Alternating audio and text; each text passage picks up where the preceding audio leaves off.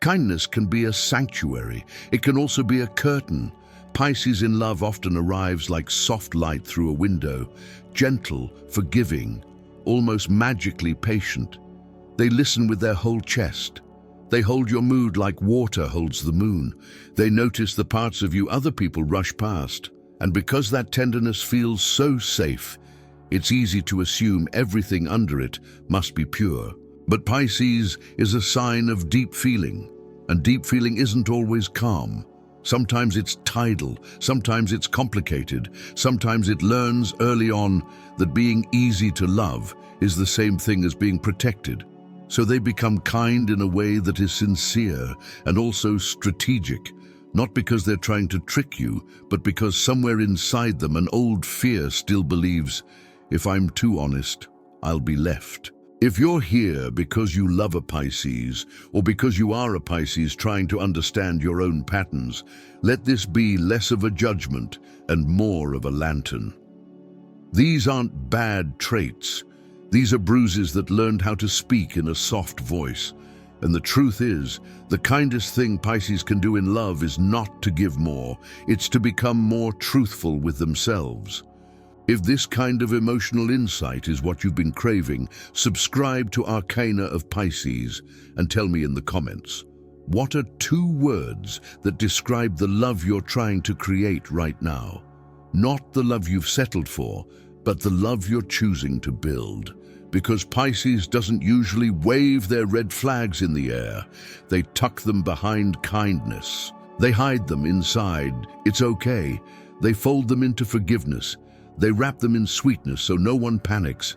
And that's exactly why they can stay invisible for so long, until the relationship starts to feel like a beautiful song with a low, aching note underneath it. So let's name the quiet places where love can leak. The first red flag Pisces may hide behind kindness is overgiving as a way to earn safety. You'll see it as generosity, devotion, endless understanding. They bring you comfort before you even ask. They remember everything you said in passing. They become a soft home for your nervous system. But underneath that sweetness can be a bargain they never said out loud. If I give you enough, you won't leave me. If I become indispensable, you won't forget me. And over time, the giving stops being a gift and starts being a performance. Pisces isn't lying when they say, I'm fine. They're translating their need into something they think will be accepted. The danger is that love becomes a place where they disappear, smiling, while quietly resenting how unseen they feel. The second red flag is avoidance disguised as peace. Pisces hates harshness. They can feel emotional friction like a storm warning in the body. So instead of speaking plainly, they soften everything until it barely has a shape. They hint, they imply, they hope you'll notice, they pray you'll sense it. And when you don't, they tell themselves you didn't care, when the truth is you didn't understand. Pisces can confuse "I didn't say it" with "I protected the relationship." But unsaid truths don't evaporate. They sink, they settle at the bottom, they become sediment, and eventually the water gets cloudy. The third red flag is martyrdom, love that bleeds quietly, then expects to be recognized. Pisces can sacrifice with a holy intensity. They'll take on your pain like it's their responsibility. They'll stay one more week, one more month, one more year, because they can see the good in you, the wounded part in you, the future version of you. But if their sacrifice isn't freely chosen, it turns into emotional debt. They begin to think, after everything I've done, you should know what I need without being told. And when you don't, they feel betrayed. Not because you're cruel, because they've been carrying weight you never asked them to carry, hoping it would translate into love. Martyrdom looks like kindness, but it's often fear wearing a halo.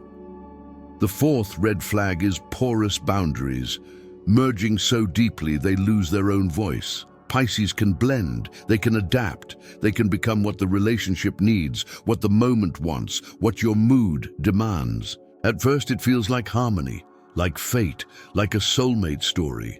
But watch carefully, when a Pisces merges too much, they start calling the relationship us when they really mean you. Their preferences get blurry, their needs become delayed, their identity becomes water poured into someone else's cup. And then one day, they wake up and don't recognize themselves. That's when their kindness turns tired. That's when the affection starts feeling like obligation. Love should be two oceans meeting, not one ocean swallowing the shore. The fifth red flag is rescuing as a love language. Pisces often falls in love with potential, with pain, with the places in someone that are still unfinished. They don't just want to be loved, they want to be needed, because need feels like permanence. So they become the healer, the safe place, the one who understands your darkness. They hold your hand through your storms, and sometimes that is beautiful. But rescuing becomes a red flag when Pisces starts treating your growth like their mission. They can unconsciously choose partners who keep breaking because fixing someone gives Pisces a role, and roles feel safer than simple, equal love. The tragedy is that Pisces can give so much healing away that they forget to ask, who is healing me? Who is choosing me when I'm not rescuing anyone? Halfway through, if you're feeling seen in this, and if you want more spiritual, honest conversations about love patterns, tap like on this video and comment one thing you're practicing this month. A boundary you're learning to hold, or a sentence you're learning to say without apologizing. Something like, I need time, or I won't chase mixed signals, or I deserve clarity. Your words might be the permission someone else has been waiting for. The sixth red flag is hidden sadness, smiling while silently grieving. Pisces can be radiant on the outside while carrying a private ocean on the inside. They don't always show when something hurts because they don't want to be too much. They don't want to make you feel guilty. They don't want to be the reason the mood shifts. So they swallow the ache and call it maturity. But unexpressed grief doesn't become wisdom automatically. Sometimes it becomes distance. Sometimes it becomes numbness. Sometimes it becomes a quiet coldness you can't explain, like someone who is still physically present but emotionally far away. Pisces can disappear without leaving the room. The seventh red flag is passive retreat, ghosting, vanishing, or pulling back instead of confronting.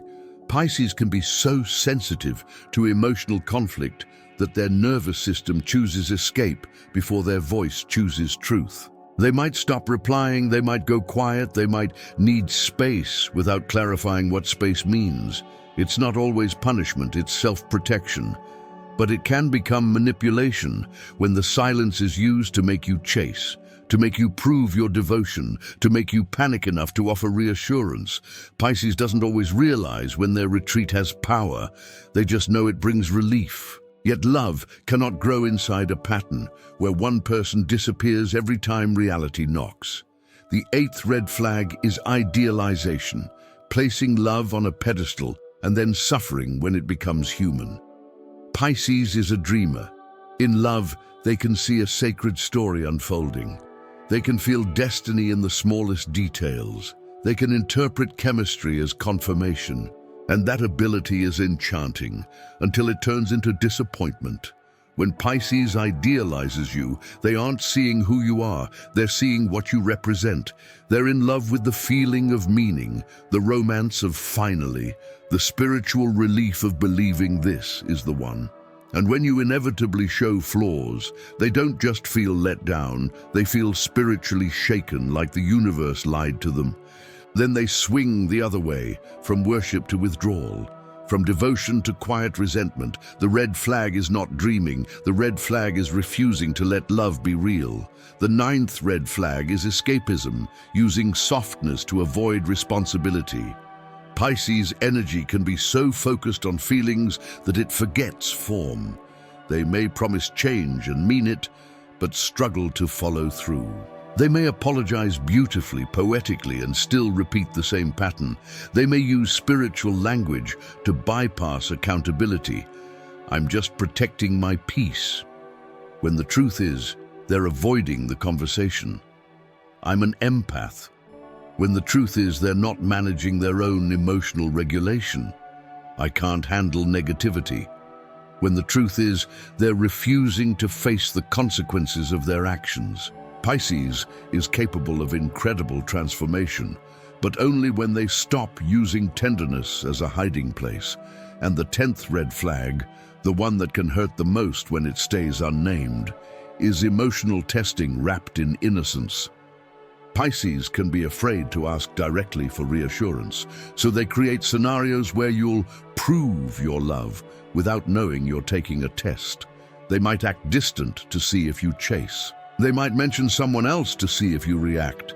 They might downplay their needs and hope you fight for them anyway. It isn't always conscious.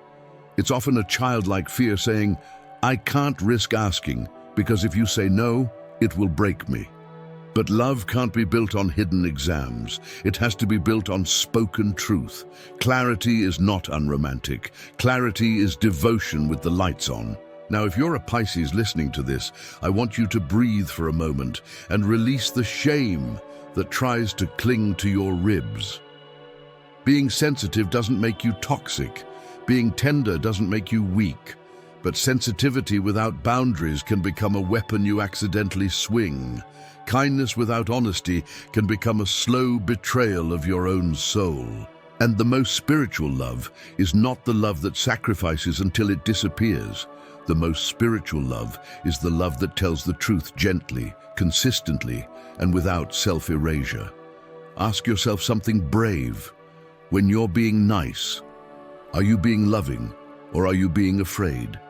Because Pisces sometimes hides their red flags behind kindness for one reason. They want to be chosen.